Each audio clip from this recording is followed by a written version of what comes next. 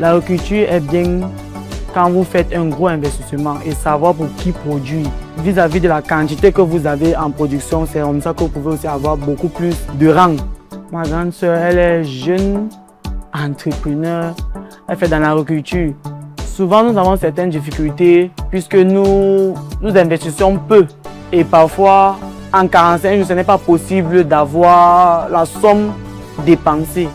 Donc parfois, on se retrouve à faire plus de 45 jours et les aliments finissent. Nous sommes obligés d'acheter encore plus d'aliments, ce qui fait parfois nous sommes en perte. Mais depuis notre dernière production, nous avons réglé ce problème.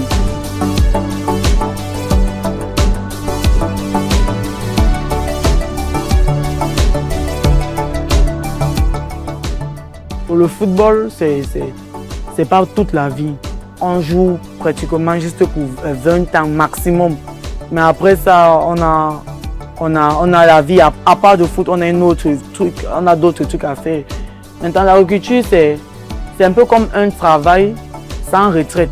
Puisqu'il y aura une continuité dans la production et il y aura une relève. Même si ce n'est plus vous qui êtes là, vos enfants, vos amis, ils seront tous là pour faire la relève du travail.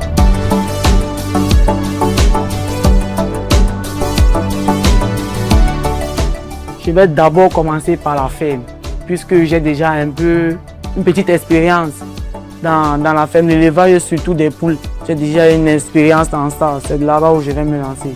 J'attends de l'en-foutre une bonne formation pour pouvoir me vendre dans les meilleurs clubs ou que je puisse exceller dans le domaine que j'ai choisi. Et maintenant aussi, agri-sport pour pouvoir me donner un après-carrière. Hormis du foot, qu'est-ce que je peux faire après le foot? Et j'aimerais apprendre ça pendant ma carrière pour que, à l'âge de la retraite sportive, je puisse déjà connaître quoi faire.